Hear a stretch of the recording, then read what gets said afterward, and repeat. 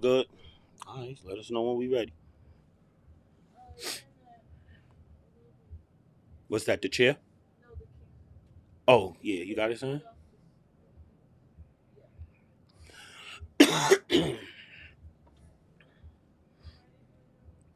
All right, we ready. Let me know when it's a go. Fucking countdown or what? What we doing? We good? Squared away, I'm proper. Yeah. Proper light.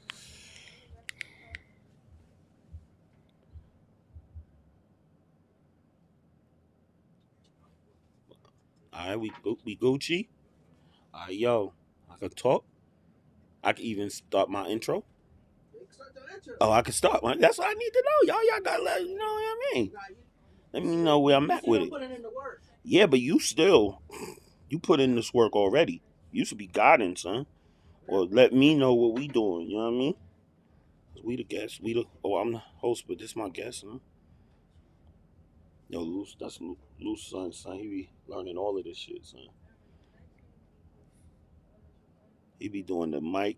He be doing booming. He be doing mic That's in the that's side. dope He be though. doing camera. He ready to shoot videos in a minute, son. That's dope. Uh, y'all let me know when we. Oh, we been ready? All right, well, yo, welcome to another episode of the Ellie Show. I'm your host, Ellie, and this is the Den Day edition. Y'all show some love and make some noise. Yeah.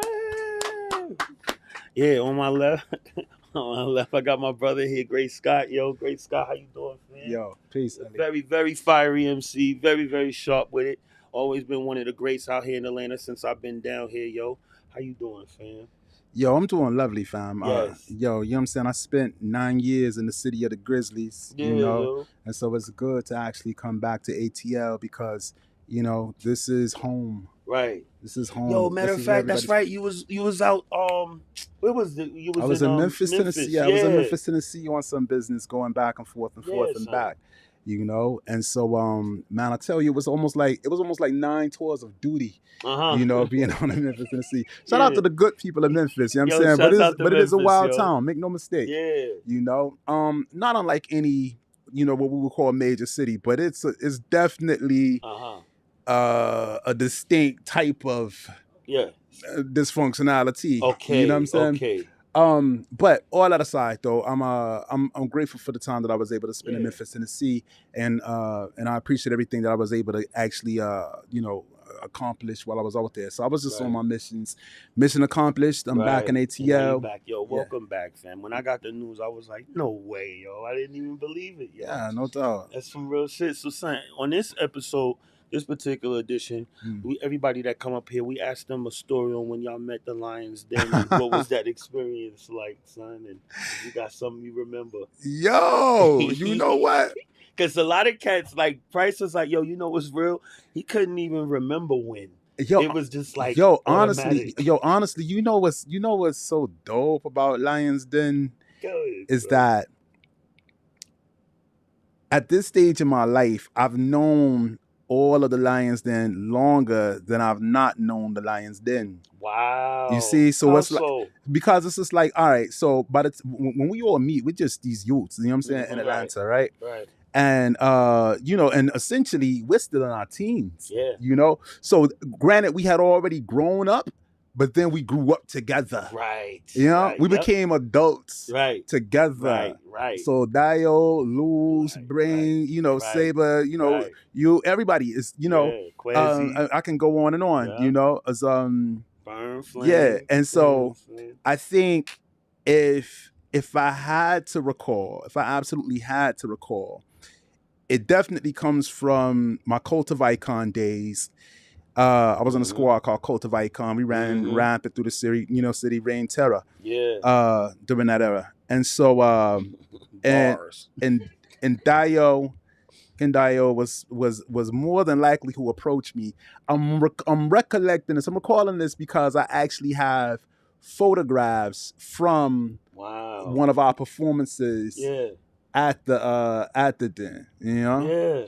and so So yeah, man. So an exact time I can't recall. I do recall when I met you. Yes, Because you was yes. down with the Chameleons, if I remember That's correctly. right. Yeah, Yes, right. And yes. you Still and your being man, rebellious. yeah, yo. Yep. And Drasmatic. yo, and man, some of the drinks you were playing, Thank you, fam. I was like, this is Yeah, crazy. yo. Yeah. You know? Yeah. So and Thank you, it yo. goes on from there, yo. Yes, So yo. Shouts out to Dras. Still doing yeah, it. so son. you know, so I say all that to say this.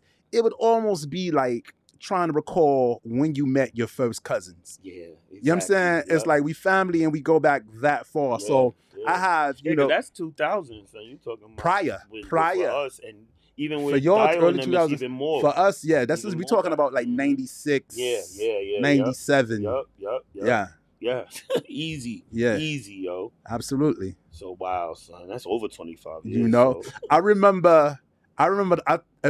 recall seeing Ekandayo, and this is back when, you know, you had to actually prove yourself in a cipher. Right. You know, none of that. I rap in my closet because my homeboy has a laptop and we about to put it on the internet type shit. Nah. That's not a slight, but that's just the current reality, right? Right. So once upon a time, you had to actually prove your skill in cipher. Yeah. And I just remember, you know, hearing Dio with this sort of stutter step flow, and he had the motions to go with it. You know, That's and he was Dio, doing this son. right here, and it Yeah. was. I'm not easily impressed, but it was slightly Right. captivating. Yeah. You know, I was Yeah. like, yo, that guy right there, Yeah. yo, he got an ill technique. Same, He got an son. ill I know it. technique, and then I Yup. started, you know what I'm saying, hearing everybody else Yeah. and whatnot, and you know, and they was dope, you know, doing the chant, you know, Yeah. LIUNS, Yes. LIUNS, Yes. Yes. LIUN. I'm like, yo, they killing it, you know. So yeah, that was dope. Definitely that's dope hip hop from that's day a one, good man. time right there, Yeah. son. Oh man, yo. Go ahead. No, you got it. And for me personally, as someone who identifies as Caribbean American, they were very, very important because I just knew instinctively that that's what the squad was. That's what it consisted of. Right. You know what I'm saying? Yep. And so whereas in my squad and amongst, you know, some of my peer group, Yeah. I was more of a the term anomaly comes to mind. Yeah. You know what I'm saying? But if you grew up in certain ethnic enclaves of, You grew up in Brooklyn you know, too before, by way of right? New York, yeah, by Okay, way of Brooklyn, yeah. exactly, Oh, okay. Fort Greene, yeah. Okay, wow. You know what I'm saying? Son. Yeah, you know. You was a spitter then? And yeah, definitely MCing. Yeah. You know what I'm saying? Okay. But I was young. I was developing my skill. Okay. Because during that era, Yeah, but like, you in the yeah, you in the belly you know, of the beast, and dude. I'm going up and down Fort Greene to Flatbush, Yeah. and so you had to really, really be nice Yep. just to be taken seriously. Yes. You know, that's so a I was fact. definitely honing those skills back Okay. then. But in the same token, me being sent to Savannah for high school, you know, to finish high school, you know, and so that's what I mean. Like in my high school, it was only like me and like one Haitian kid. Oh, you stood out. Yeah, and nobody even knew he was Haitian. You know what I'm saying? Yeah. No, it was two Haitian kids. I Yeah, knew they were Haitian off the strength of their names, but they wasn't They making that pick up on Haitian it, shit yeah. known, right? Shout out to my man Philippe Pascal. Wow, no You know what I'm saying? That's my brother to this day, right? Philippe. doubt. You know? Yes. But I was fortunate enough to you know what I'm saying, come through at a time when people were finally beginning to really respect and acknowledge dancehall culture. Yeah. You know, so thank God for Shabba Ranks and you know, and Super Cat Yes. and Mad Cobra, and I can go on. Yeah. So it wasn't too bad. Okay. But as far as rhyming goes, I personally always internalized. Was you always Great Scott? Like I began as Great Scott, but then it was like, I had to due to circumstances beyond my control. I had to, unfortunately, when I was shot at the age of 18, right? And my life changed drastically. Initially, I didn't feel so great. And even prior to that time, just some of the things that I was dealing with. Mm-hmm. So, you know, so I adopted the name Quam Scott because and my whole crew built off the names that our mothers gave us. Because my name is Cornelius. Yes. Right. You see that? You see that? And I adopted the name Quam Scott, and man, I just went from there. That was it, yeah, for a long time, because I wanted to, at least in my young mind, I wanted to be able to prove that I had worked my way back up to greatness. And so when I did that, that's how I was able to arrive back at the name Great Scott. And and all the other aliases. Yes. Franklin Bankendoe Flows of Felt, so forth and so on. Yeah. But yeah, man. So like I was saying, the fact that people like Howie T, Special Ed, Slick Rick, Chub Rock, I could go on and on and on. The fact that these were Caribbean Americans who were making this dope music always resonated with me. Pepper from Salt and Pepper, Kid from Kid and Play, Herbie Lovebug, Azor, who's Haitian. I mean, I can go on and on, but this is stuff that I knew back then. And so back then we didn't know. You know why? Because back then, I know when I was growing up, it used to be like people used to hide their nationality sometimes.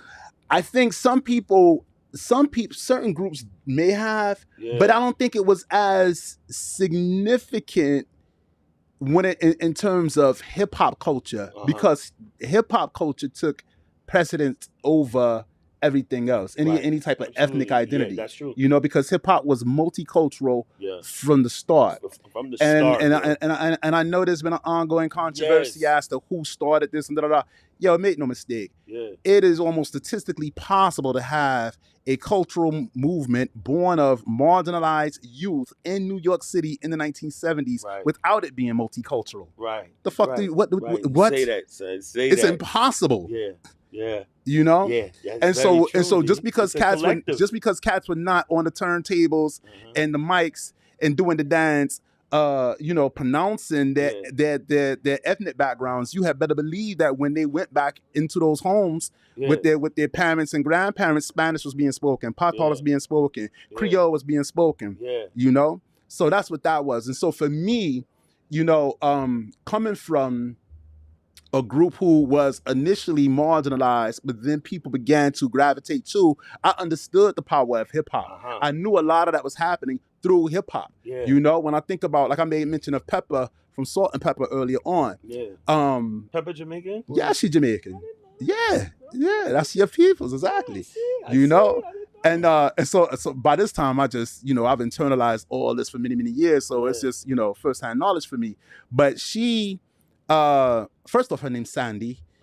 Sandy Denton. You see how you say it? That's how every Jamaican say Sandy. And then one of her rhymes, damn, I'm supposed to know this out the gate, right?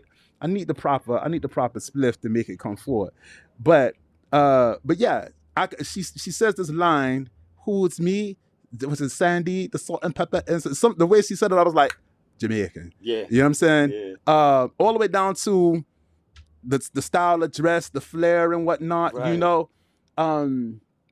and of course that spread throughout, New York City. But and like I said, and like I made mention of earlier on, of like Special Ed and him being very vocal about the fact that he was of Jamaican descent. He would say stuff like, I was born in Brooklyn, but the rest are from J.A. And he made it a point to have 2 songs on his first 2 albums, both called Sietya, and both were dope to me, Shouts out to Special Ed. Shout out to Special Ed, yo. And so Song Young, and I'm looking up to, like all of us, I'm looking up to this guy, like, yo. So anyway, so I sort of fashioned myself after, that legacy and the contributions of those MCs. And so, I wanted to be able to represent within the same vein. And so taking it back to what I was initially talking about with regards to Lions Den, they were doing that. they were doing that, so I gravitated towards their sound, Yeah, just in a yeah. very organic It's like being type of around way. yourself. Exactly.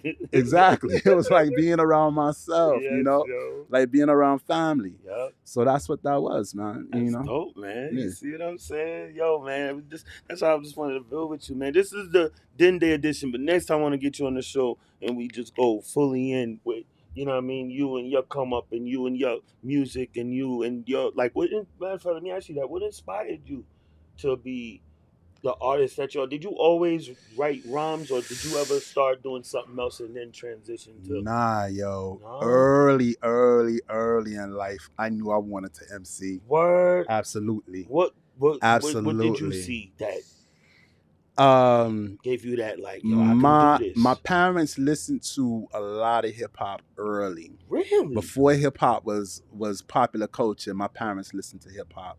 And so the difference between my household and a lot of my friends' household was that a lot of reggae, dancehall, and early hip hop was being played in my household. Yeah. You know, so it wasn't uncommon for, you know, on the weekends for, you know, Houdini. Like I would wake up to Houdini being played, you know, Run DMC being played, Fat Boys being played. Yeah. Fat Boys live in East New York, not too far from me and my aunt, on my aunt's block, yo. Word, son. You know, and so you know, just so you sort of just kind of, I remember turning off my Atari 5200 and seeing the commercial for Crush Groove. Don't know what that is. And that's fine. Let them learn. Yo.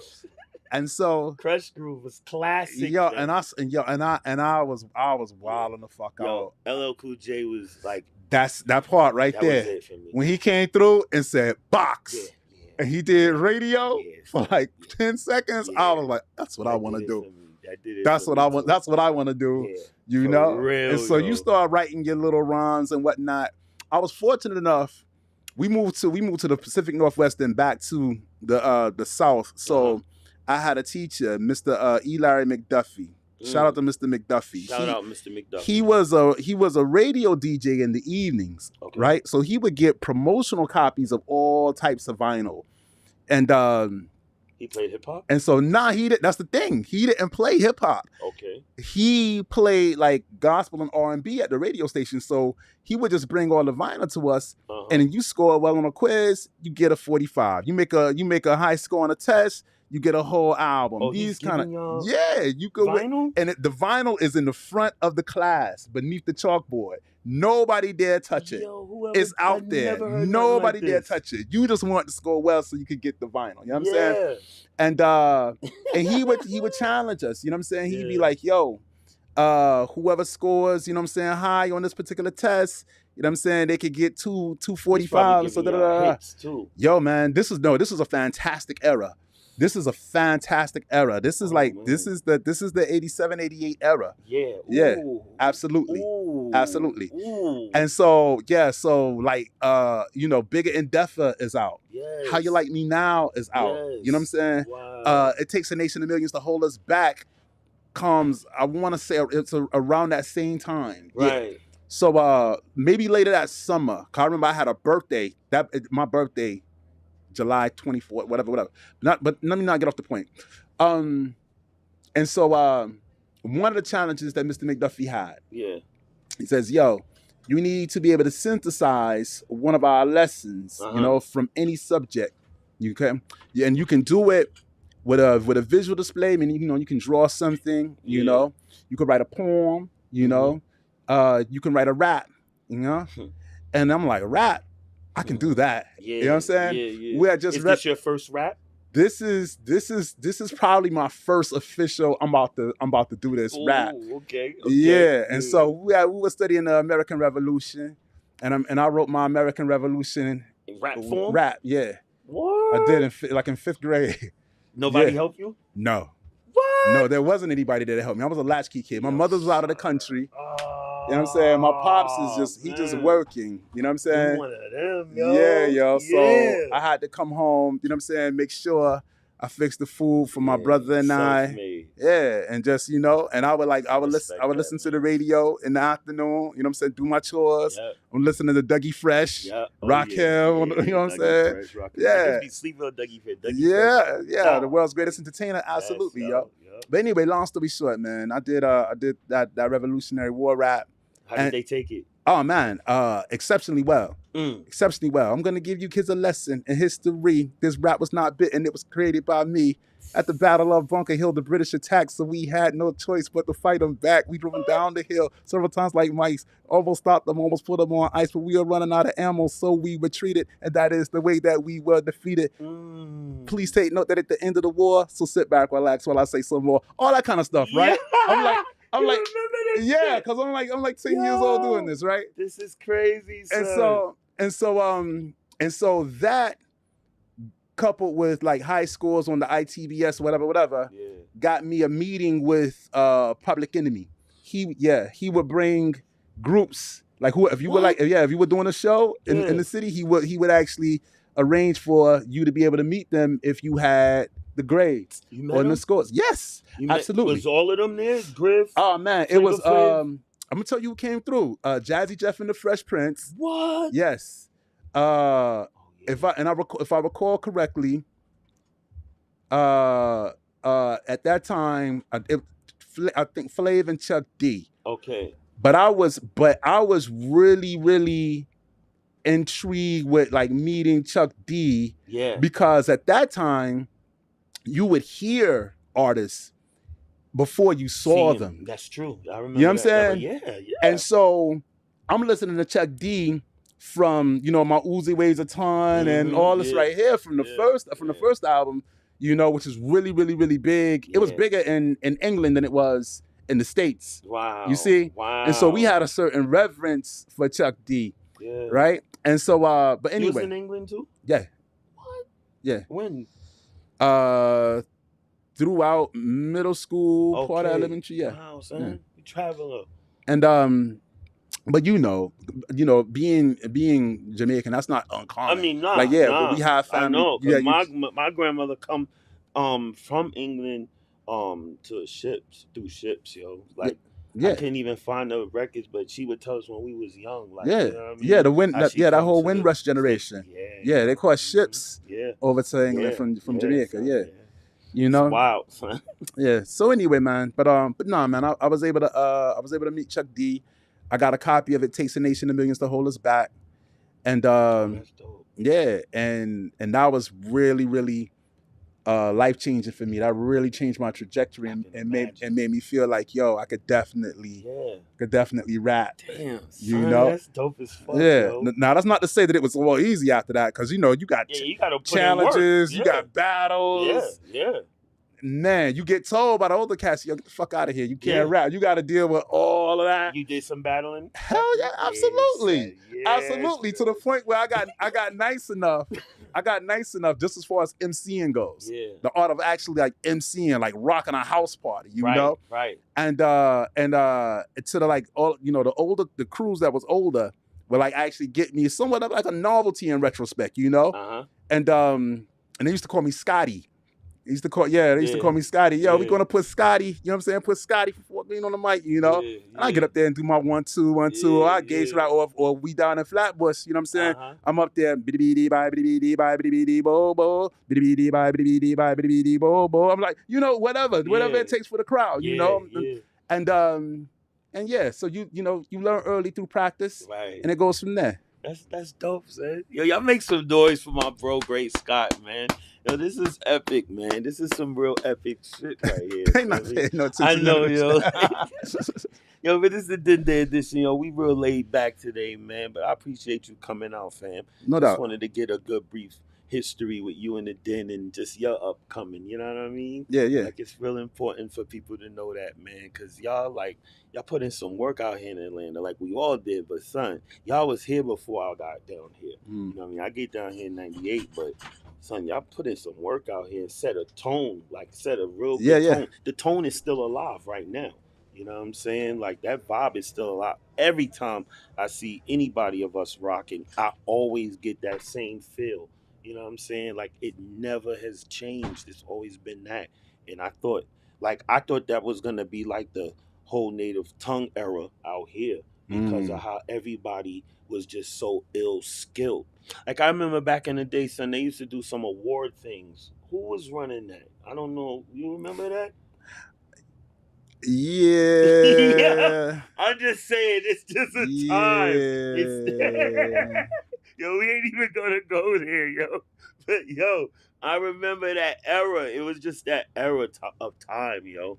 Like you know what I'm saying? It kind of marked a thing where it's like, yo, I got to see some real MCs out here. Yeah, no You know what I doubt. mean? Just Yeah. coming from New York Yeah. because Because coming from New York, you probably didn't even know it was going to be like that. I did not know it was gonna You be didn't like know that. it was going to be so And many then nice cats out there. yeah, so when I link with Dio and them out here, I link with them out here from out like you know what I'm saying, and I'm like, yo, son, y'all out here because I haven't seen them we blinked in '93. I haven't seen them for a couple of years after that, maybe like after '96. I didn't see him, and I moved down here in '98 and was working on these roofs, son, and saw Just Black, and was like, yo, Just Black. And he was like, yo, I look, yo, son, I'm working on the rules. I run down there and just give them a whole like, yo, son, I ain't know y'all even out here. Like, I didn't even have contact with them, fam. So it was like, after a while, it was like, yo, since I knew they out here now, I just was linking up. We linked back up, you know what I mean? Wow. Pick up where we left off. Because before it wasn't even Lions, then it was Rowdy Bunch. Mm. You know what I'm saying? So, and this was back in the time when Lord Jamal had Dead Prez, but it was madder than it was mad niggas who was spitting. And we met up in the African Street Festival at Boys and Girls in Brooklyn, and yo, we had a big cipher out there, yo, a big one, and Lord Jamar and Dead Prez, but it wasn't just Stick. And then it was more of them, yo, and they was nice, son. All of it was nice. It was a whole nice group. So at that time, that's when it was like just I'm running into just different spitters and just all over. And me and Dras, we met over at on Houston where they had this thing called what's it called? 88 Hip Hop. Mm. And mad rappers was coming. Matter of fact, what's the name just really came out. Cause they came to do an interview. What's their names? I can't Camp Low. Camp Low Ah. just come out, yo. Yeah, yeah. And they was coming to do an interview, and we was already out there having ciphers and whatnot. So when they came in there to do an interview, I'm like, yo, who these dudes? Like, you know what I'm saying? And then they get in there, they introduce themselves. But by then, me, Drax, we already have this type of established type. We're gonna have a cipher at the end of the thing and whatnot. I'm even met Poison Pin out there too, because we used to do battling out on the mic. We battle over the internet radio station and shit like that. I met a lot of good people back then, Wow. son, and just even coming out here not to expect to meet y'all, like out here, not to expect to even meet Dio and them out here. It was like, yo, that shit just gravitated. You know what I'm saying? And now we still here, yo. No doubt. I like mine's combined, man. Yeah, yo. Yeah, no doubt. So yeah, man, that's a wrap right now on the Ellie Show for this particular segment here for Dende 2024, and we'll be right back with you after these messages. Make sure you like, subscribe, share on Playback Sounds TV. Yeah, Grace Scott. Yes, sir. Get your chair, please.